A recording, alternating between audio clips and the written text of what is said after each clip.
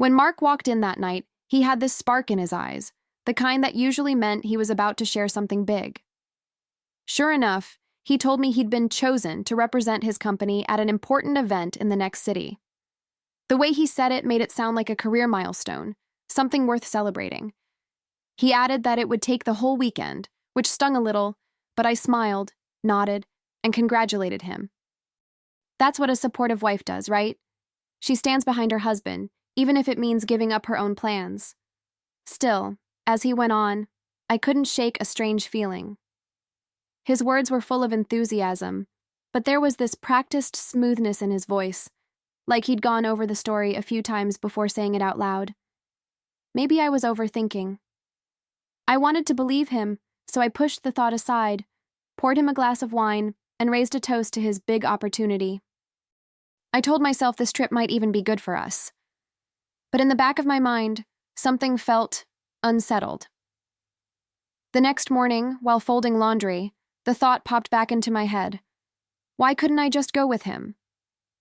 I pictured myself in the audience, watching him speak, clapping proudly like I always imagined a wife should. Later that evening, I asked if I could come along, half expecting him to be thrilled by the idea. The reaction I got wasn't what I expected. Mark barely let me finish before shaking his head. "It's employees only," he said quickly, his tone clipped, like he had rehearsed that answer too. Then came more excuses, piling one on top of the other. "It'll be boring. No spouses allowed. You'd hate it anyway." I laughed it off on the outside, but inside, it stung. What wife doesn't want to stand by her husband's side during something important? Why was he shutting me out so fast, so firmly? I tried to reason with myself, telling my heart what my head didn't fully believe. Maybe he was right. Maybe it really was just another stuffy corporate gathering. But the way he looked at me while saying it, with that sharp edge in his eyes, made me feel as if I had crossed into territory I wasn't supposed to touch. It wasn't just no, it was, don't even try again. And that kind of finality, coming from a man I'd trusted with everything, left a crack in me I hadn't felt before. That night, as we went about our usual routine, dinner, dishes, the TV murmuring in the background, I kept catching myself studying him. Every word he said, every movement, every shift in his expression. It was as if my instincts had woken up and refused to go back to sleep. Something didn't add up, and though I tried to swallow it down, I could already feel a seed of doubt taking root. The following days were a blur of small details that didn't quite sit right with me. He packed light, too light for a man who claimed he'd be away the whole weekend. He avoided eye contact when I asked simple questions, brushing me off with short answers. And when I offered again, half-jokingly, to tag along, he shut me down so sharply that I laughed just to cover the sting. It was easier to pretend I wasn't bothered than admit how much it hurt. At night, lying beside him, I listened to the steady rhythm of his breathing, wondering how someone so familiar could suddenly feel like a stranger. I told myself I was imagining things, that this was just stress talking. But deep down, I knew it wasn't stress. It was suspicion, raw and new, growing louder by the day. It curled around me in the quiet moments, whispering questions I couldn't silence. When Friday finally came and he kissed me goodbye, suitcase in hand, I smiled and waved like the picture-perfect wife. But inside, my chest tightened. Something about his embrace felt staged, almost too careful, like he was playing a part he didn't want me to question. As the door closed behind him, I stood there longer than I should have, staring at the space he'd just left, already knowing this wasn't the end of the story. It was just the beginning. The morning of the event, I woke up with a knot in my stomach. I tried to brush it off, but the thought kept circling back. What if I surprised him? I could already see his face in my mind, that mix of shock and pride when he spotted me in the audience, cheering him on. It felt like the kind of grand gesture a loving wife should make, proof that I believed in him. The more I thought about it, the more certain I became. I had to go. So I dressed carefully, choosing something modest yet polished, the kind of outfit that would blend in among business professionals, but still make Mark proud to call me his wife. I even grabbed a notebook and pen, thinking I'd take notes, maybe even learn something about his world. My heart raced with anticipation, nerves buzzing like electricity. This wasn't just about supporting him anymore, it was about silencing that tiny voice inside me that kept whispering doubts. The drive to the neighboring city was quiet, the radio barely a hum in the background. My mind was too busy running through the moment I'd walk into the venue, scanning the crowd until I found him. I imagined the look on his face, the applause echoing as he stood tall on stage, his words confident, his presence commanding. I wanted to be there for that moment, to see it with my own eyes, because seeing would mean believing. When I arrived at the venue, the place buzzed with energy. People in tailored suits rushed past me, clutching folders and badges, their conversations a blur of corporate jargon. My heart swelled with pride. This was Mark's world, sharp, ambitious, important. I pictured him somewhere inside, preparing to walk on stage, maybe rehearsing lines he hadn't even shared with me. I held my purse tighter and walked in, eager to find my seat, but the moment I introduced myself to one of his colleagues, everything shifted. "Nathalie?" he asked, eyebrows shooting up in surprise. "What are you doing here?" The way he said it made me pause, like I'd just revealed a secret I wasn't supposed to. I smiled nervously, brushing off the odd reaction. "I came to see Mark speak," I said lightly. "I didn't want to miss his big moment."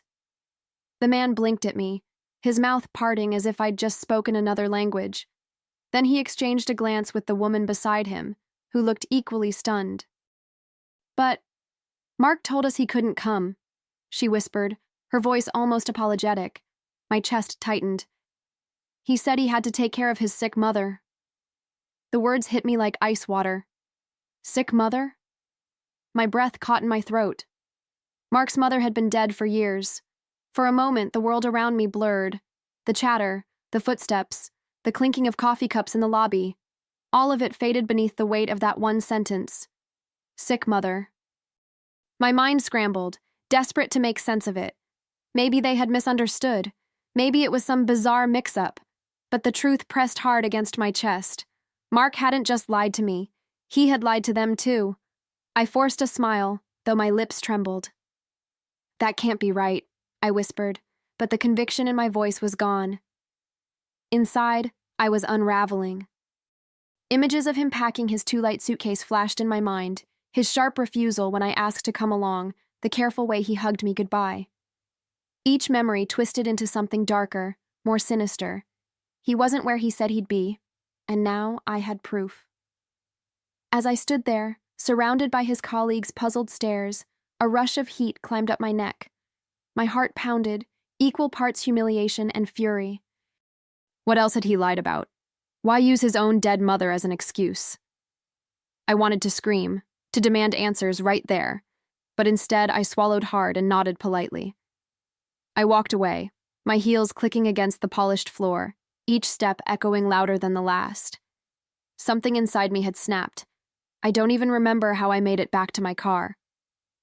My hands trembled as I gripped the steering wheel, my pulse racing so hard it felt like the whole world could hear it. Mark's voice echoed in my mind, smooth and certain, telling me about his important weekend away. And then the words of his colleagues clashed against it, tearing holes in his story until nothing made sense anymore. He had told them he couldn't attend. He had told me he had to. Both lies, woven into a net that was beginning to close around him. The betrayal cut deeper than I expected. It wasn't just the deception itself, it was the carelessness of it all. He thought I'd never find out. He thought his coworkers would never question him. It was as if he believed his lies were airtight, that I was too naive, too trusting to ever put the pieces together. That stung worse than the lies themselves, knowing that the man I loved saw me as someone who wouldn't notice, someone he could manipulate without consequence. As I sat there in the parking lot, the hum of traffic filling the silence, I realized I couldn't just let this go. This wasn't about jealousy or paranoia or even just infidelity. This was about respect and how he had thrown mine away without a second thought. My chest burned with a new determination. I wasn't going to be the quiet wife who looked the other way. No, if Mark wanted to build his life on lies, then it was time those lies caught up to him. The whispers started before I even left the building. A couple of his colleagues pulled me aside, their faces tight with concern. They wanted to understand, to piece together why Mark had told such conflicting stories.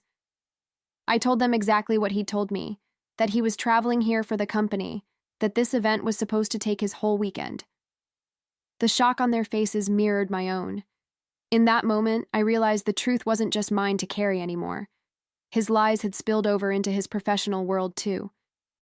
One of them, a middle-aged woman with kind but curious eyes, lowered her voice and suggested something I hadn't even considered.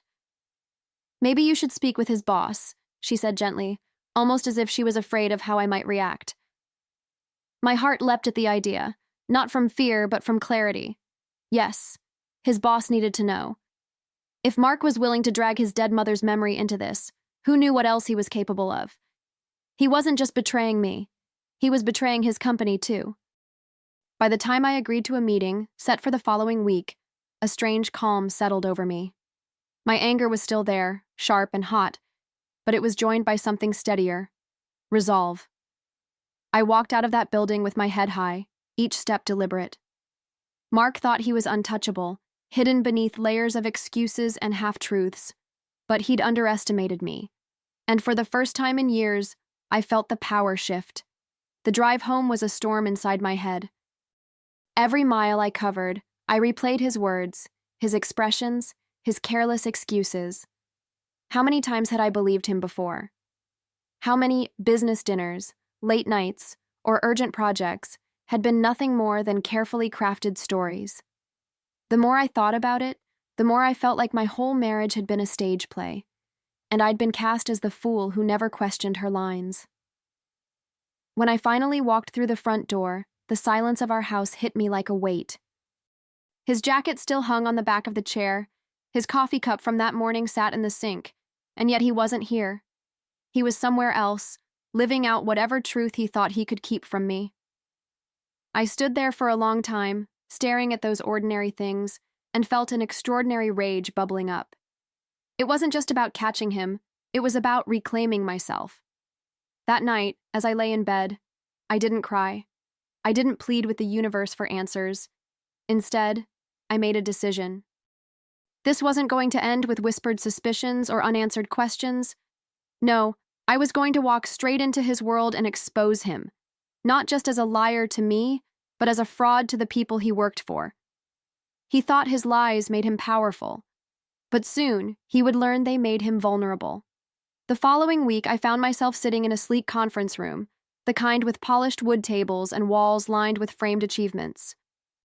Mark was there, already seated, his posture stiff, his eyes darting toward me with barely disguised irritation. Across from us sat his boss and two executives, their faces expectant, polite, but serious. My palms rested flat on the table, calm on the outside, though my heart beat like a drum inside my chest. This was the moment, the one I had been replaying in my head since the night everything unraveled. Mark tried to get ahead of me, his voice smooth, dismissive, the way it always was when he wanted to shut down a conversation. "There's been some kind of misunderstanding," he said, forcing a laugh. "Nathalie must have gotten things mixed up. You know how it is." He leaned back, pretending at ease, as if the weight of his words could somehow erase mine. It was the same old playbook: charm, minimize, control. But this time, I didn't shrink. I didn't doubt myself. I met his boss's eyes and spoke clearly, steadily, laying out the timeline exactly as it had happened. The business trip he claimed was mandatory, the excuses he fed me about why I couldn't join. And then, the most cruel part, the story he spun for his colleagues about his sick mother. At that, I saw his boss's jaw tighten, his hand curl into a fist against the table. I knew then I had their attention. Mark's mask began to crack the moment I mentioned his mother. His face twitched, just slightly, but enough for everyone at the table to notice. His boss's glare grew colder, sharper, while the executives shifted uncomfortably in their chairs. Mark tried to interrupt me, his voice louder now, strained, almost desperate. "That's not exactly how it happened," he stammered, searching for footing. But the room was no longer his to control. I leaned forward, my voice steady, deliberate. That is exactly how it happened, I said. And I can prove it. For the first time in years, I wasn't the one being silenced. I wasn't the one questioning my memory or doubting my instincts. The power in my words, the clarity of them, filled me with a strength I didn't know I had. I could feel the shift in the room. They were listening to me now, not him. The boss finally spoke, his voice low but brimming with anger. You use this company as an excuse for your lies? You dragged us into your personal games? Mark opened his mouth to respond, but no words came. His eyes darted toward me, pleading now, as if I might save him from the mess he had created. But I wasn't here to save him. I was here to finish what he started. That's when I pulled out the folder I had tucked neatly into my bag. My fingers didn't shake as I slid it across the table, even though my heart hammered against my ribs. Inside were copies of credit card statements, hotel receipts, and bar charges, all from the exact weekend he was supposed to be working. The executives leaned in, scanning the pages, their faces tightening with every line. Mark's bravado evaporated. He sat frozen, his jaw clenched, sweat starting to bead at his temple. I kept my eyes on his boss as I spoke. This wasn't a misunderstanding. It was intentional. He lied to me, and he lied to you. He used your name, this company's name, as his cover. My voice didn't waver.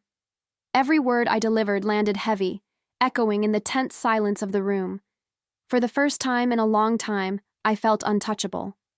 Not the wife being deceived, but the woman revealing the truth.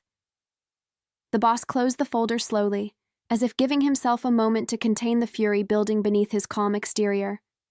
When he finally looked at Mark, his expression said everything: disappointment, betrayal, disgust.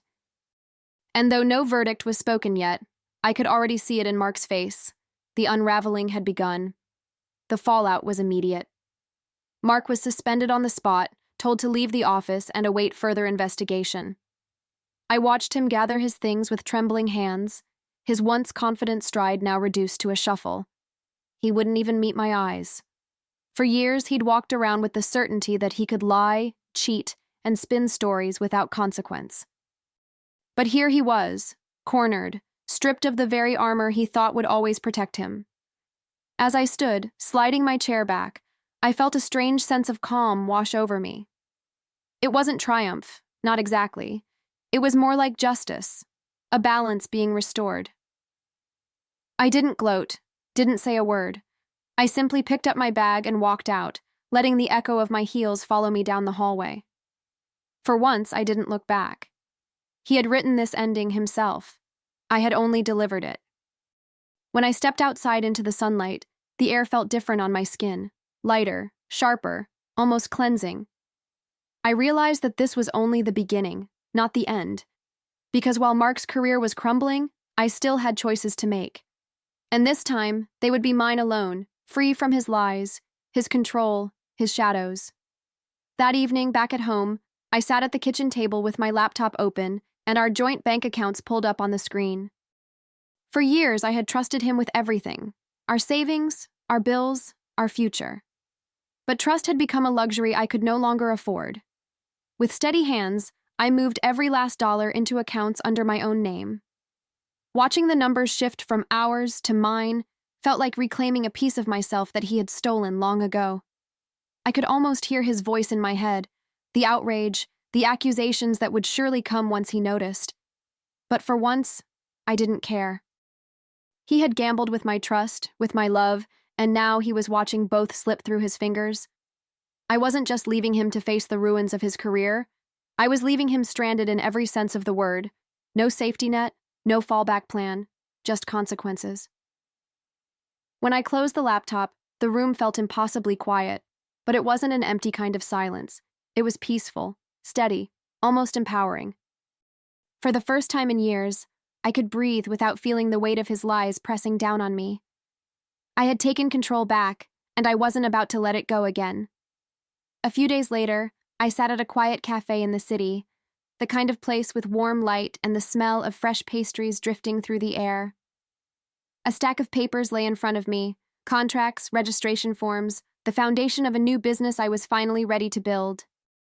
As I signed my name across the dotted lines, I felt a surge of freedom, a future that belonged to me alone. Every stroke of the pen was a reminder. I wasn't defined by his betrayal. I was defined by what I chose to do after. My phone buzzed on the table, Mark's name flashing across the screen. Call after call, message after message. His desperation practically bled through the glass. But I didn't pick up. I didn't need to hear his excuses, his apologies, or his anger. He had taken enough of my time, my energy, my love. Now, all of that was being redirected into something that mattered. Me. As I set the pen down and pushed the papers aside, a smile spread across my face, not forced, not fragile, but full, confident, real. For the first time in a long time, I felt whole. Mark's world was crumbling behind me.